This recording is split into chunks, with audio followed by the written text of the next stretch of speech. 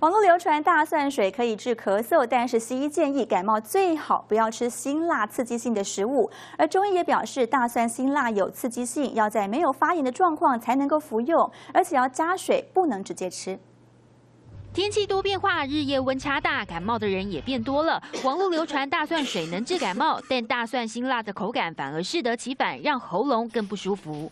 通常我会建议病人在感冒的时候不要吃一些辛辣刺激性的食物，它这种刺激性，它反而在我们的喉咙或我们的声带比较一些刺激、一些不舒服。中医表示，色白入肺、性味辛温的大蒜，有发炎症状的人吃了会加重病情，但在感冒没有痰的状况下，能服用大蒜水来缓解。用大蒜加冰糖煮水喝，不要直接食用大蒜，避免刺激。没有喉咙痛，只是呢开始有点痒痒的这种，我们一般说有风邪的。那刚开始的这个时候，那你可能就要吃一点，但是要加水不要就直接吃。医师建议感冒喉咙痛时，能多喝温开水来舒缓，或是看医生。但要是不懂食物的特性，乱吃偏方，可能加重病情。记者陈学白台北报道。